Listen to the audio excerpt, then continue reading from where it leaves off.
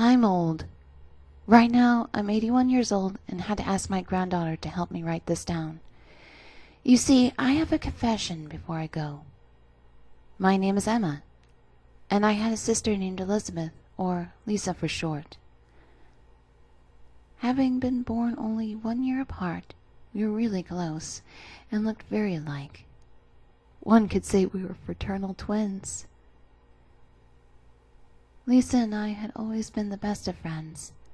We shared everything. We slept together in the same bedroom until our early adulthood, and every night we would cheerfully tell each other about our day.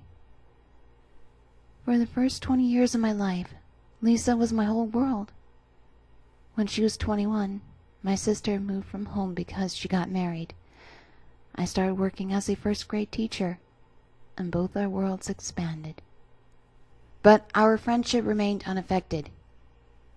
She chose a house close to our parents so we could still talk and see each other nearly every day. We shared all our secrets to each other. That's why I know how much Lisa and her husband Dylan loved each other. They were soulmates. A match truly made in heaven. Back then, men were way more violent and sexist than they are today. But not Dylan. Dylan was a sensitive man. Gentle, respectful, and very good to my sister. One could think I would be jealous of them, but I was tremendously happy for her. I was feeling pretty good about my own life, too.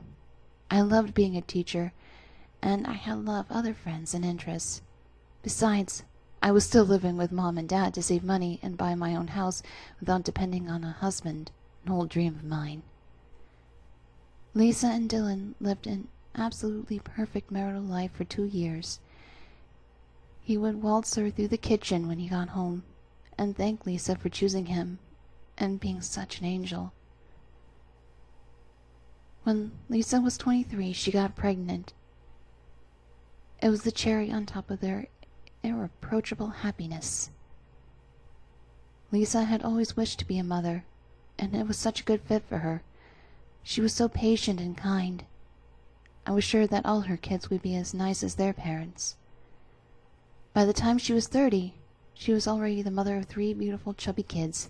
She could not be happier, and I could not be happier for her. Besides, I was where I wanted to be in my life, too. I don't want to say we grew apart, but we certainly were busy with our lives. I traveled the world, learned 6 languages, and was even a bit of an intellectual. We started a tradition to go apple picking every year, using identical dresses. It was funny and silly because we were 2 adult ladies, but we did not care. We loved funny and silly.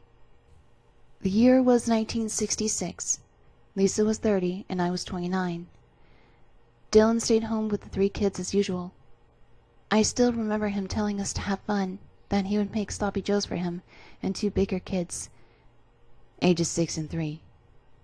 And our mother would help with the baby. We were the only ones in the field of apple trees that day. It struck me as odd, but I was too excited to catch up with my sister. After 20 minutes or so, Lisa started to shake and sweat. "Lisa, are you okay?"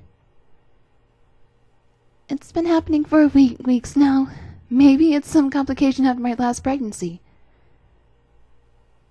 "When we get back, I will schedule a doctor for you," I said. But just a few seconds later, a darkness, darker than anything, came from both nowhere and everywhere, and it enveloped her. She screamed, but it was so fast that she sounded muffled and distant. The darkness retreated to the natural shadows of the trees, and I could not identify it any more, no matter how desperately I searched the whole field. This was followed by an obscene, wet noise of chomping. The dark thing, was eating my sister alive. In less than a minute, nothing of the sweet person I loved more than anything remained in this world. Nothing but the precious apples she had picked in a basket. I was traumatized, overwhelmed, devastated. I don't even have words for what I felt, but I knew what I had to do. So I gathered the apples, drove home crying and cut my hair. From that moment on, I was Elizabeth. I knew what the consequences were for me. My career and personal goals were over. I was now a mother of 3, and married to a good man I respected but obviously did not love. But I had to do it for them. The kids cannot grow without their mother. Dylan would languish about Lisa. She was his whole world. She was the kids' whole world. Hell, she still was kind of my whole world. Lisa just shone brighter. You cannot even feel jealous because she would welcome everyone in her light. I looked up to her every minute of my life. We had 2 other siblings, and I cared for them a great deal, but she was my beloved sister, more beloved than anything. I would be less missed. People would suffer less. Giving up my life was a price I was willing to pay so people would not have to go through the horrible loss of Lisa. Even though I had already bought my own house, I instinctively drove to my parents'. I guess it still felt like home. While I was cutting my hair in our old bedroom between sobs, my father showed up at the door.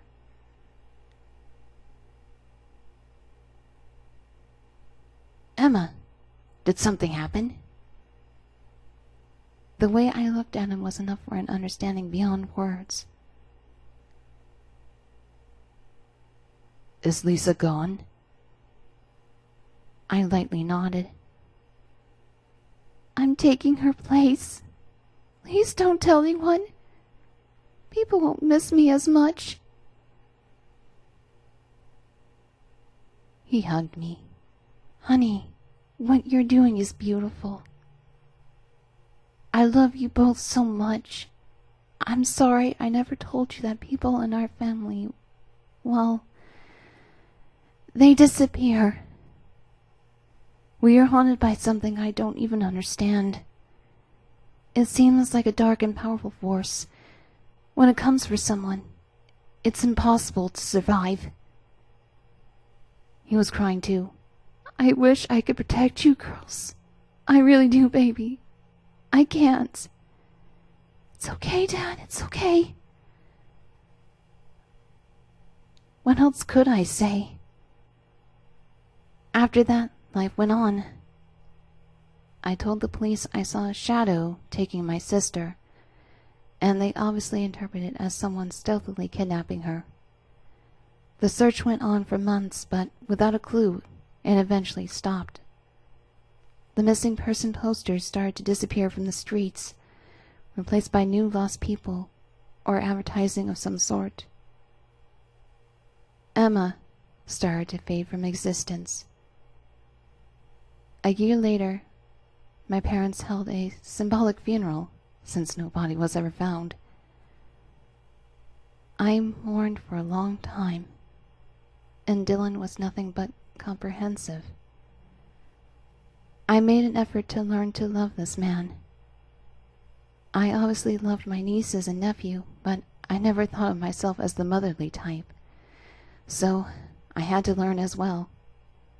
I think I did a real good job being Elizabeth. I eventually started to love Dylan.